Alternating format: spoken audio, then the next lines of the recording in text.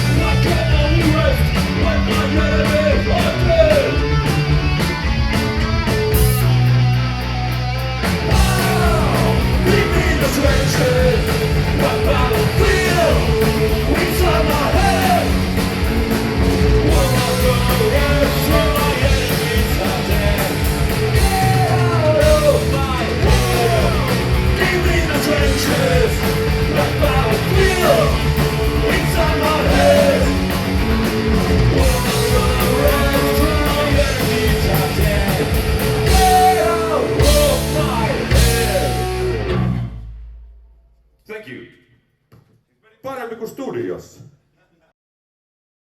Ville, Mika, Wasted, thank you so much for doing this. Thank you so much for playing those songs. You celebrated last year your 25th anniversary with some shows that were sold out in Helsinki, in Joensuu, in Tampere. Yeah. And now today, well, it's 26 years and we're here in Loos in Helsinki, and also sold out show.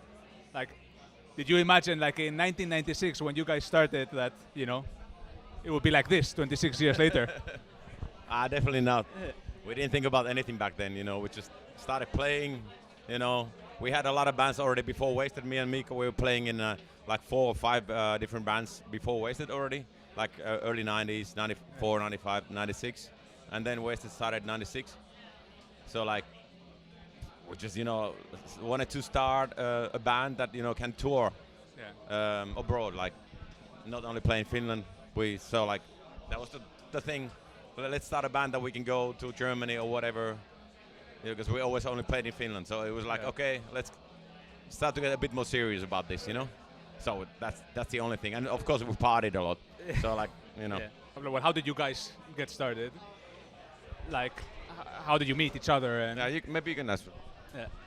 We played in this kind of rancid influenced, like a punk rock band together. I was playing guitar and singing, and Ville was playing drums. Okay. And the last rehearsal was in the same day as the Wasted first rehearsal. So we just changed roles.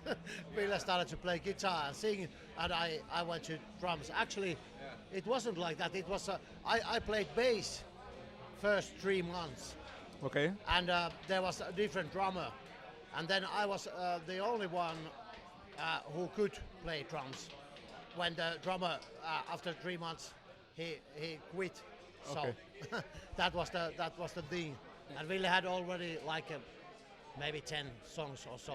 So we just started to play, and of course we didn't think anything. It was just okay. We start to play this kind of stuff now, and that was it. And I have to say, we couldn't imagine, like after 26 years we're still here. And, It's awesome. Yeah. And what memories do you have of like recording your first EPs, like Inside Out, and like do you have any memories? It's pretty blurry. Yes. But, where did you record them? Do you remember? How did you do it back then? We recorded the first 2 EPs, Battle of Life and Inside Out.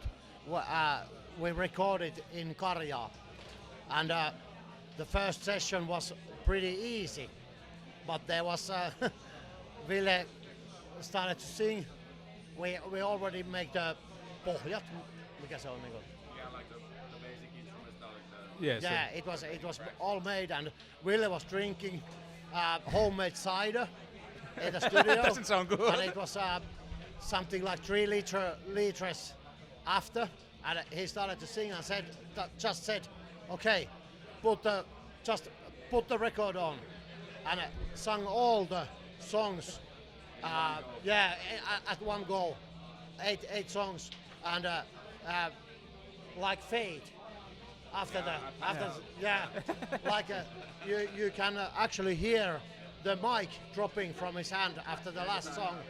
I fainted. You know, I passed out after because I didn't breathe. I was screaming drunk, you know. Yes. And then the last song was like, oh fuck.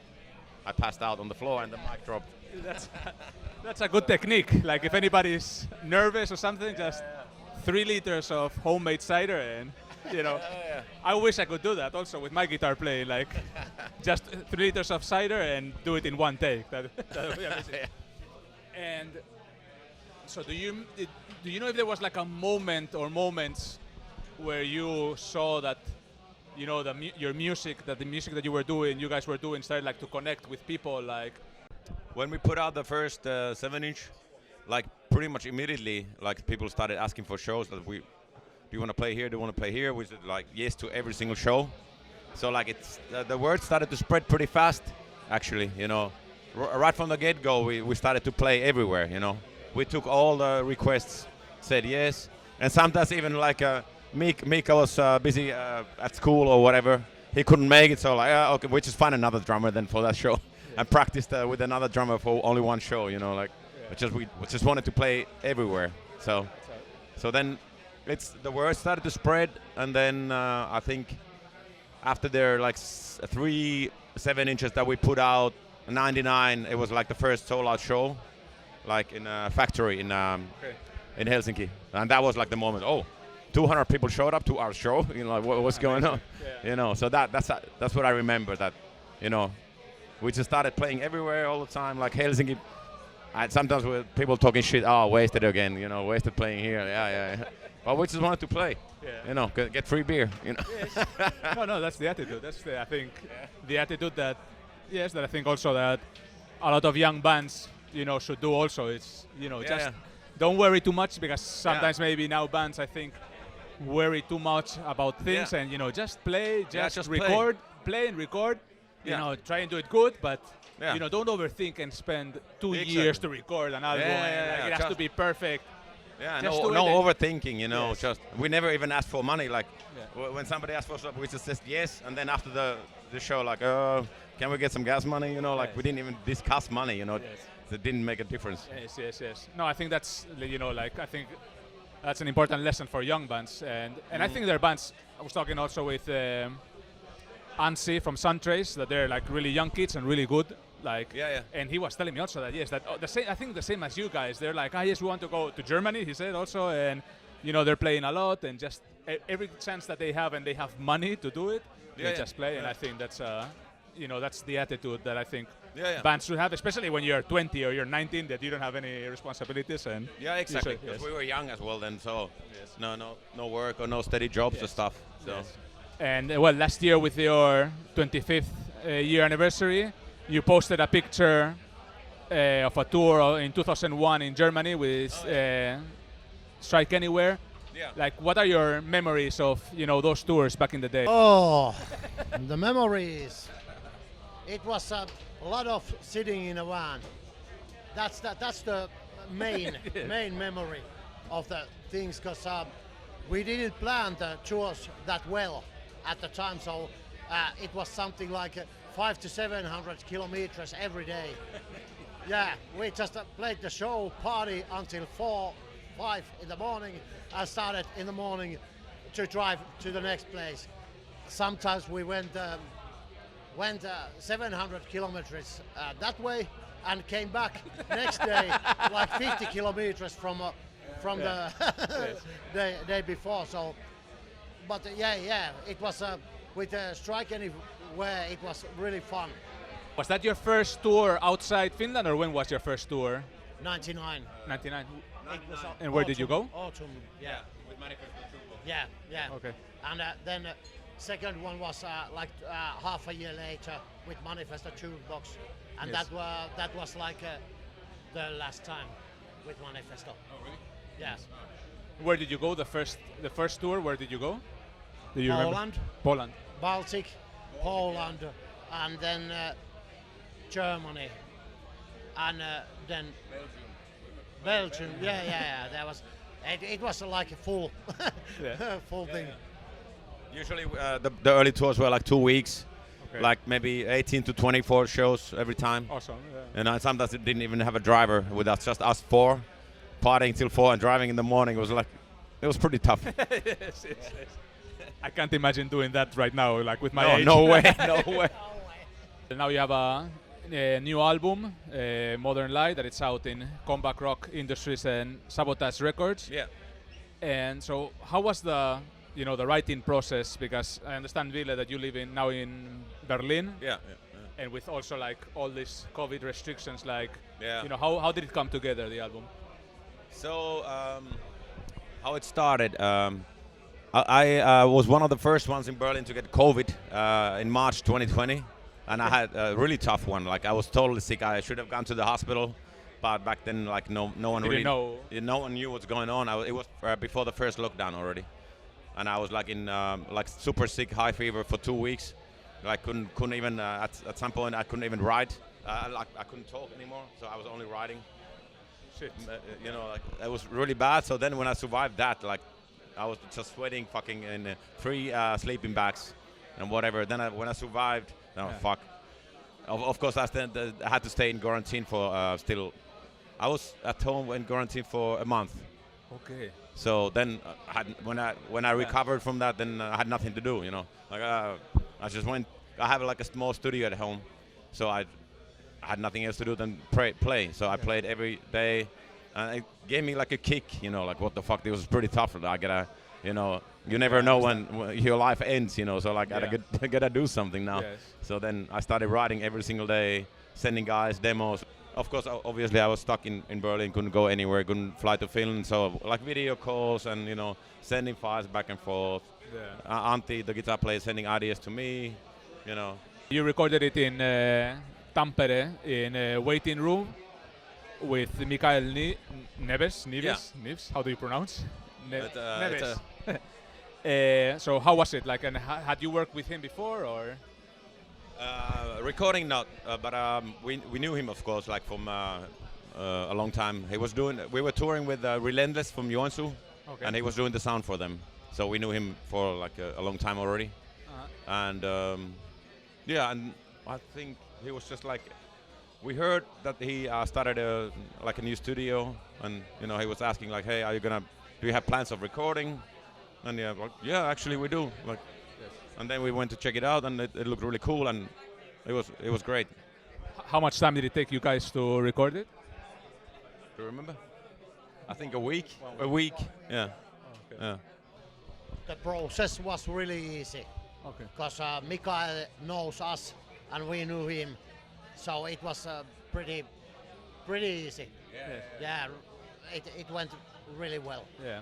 The first single of the album was "Break You," and you released a music video for that song. Yeah. I don't know if you could talk a bit about the song, like what is it about? That's more like mental health kind of issues in that song. You know, before life's gonna kill you, first it's gonna break you. You know, Yes. and if you never dealt with depression or those kind of things, it's hard to understand that kind of thing. You know, it's hard to relate to a person who's having deep depression if you don't know it yourself. It's you only know it when it happens to you. You know, that you can relate to that and know what it's like. You know, and this modern world with all the pressure and everything, it's like can happen to anyone. You know, even if you're having a really good life, you seem happy and everything, it still something can haunt you in the brain, and it's a sickness that is tough to deal with. You know, True. so it's about those kind of things. Yeah. In Rich Man's War, you start the song with a phrase, "You can't protect the others by killing someone else." Yeah. And that was recorded, at least like last year in 2021. Yeah. And sadly, Putin has started a war under that pretext of entering Ukraine to, let's say, denazify Ukraine. So, do you see any difference, like, with the things you were writing 20 years ago and the things that you guys are singing about today? Like, Yeah. are the problems that we're still like the same problems? Yeah, that's actually pretty frustrating because already like the first songs were about that kind of stuff, like war and whatever, climate change. We wrote about that in 2001 maybe already. Songs about climate change, that people have to start, you know, living in another way, otherwise we're fucked, you know. Yeah.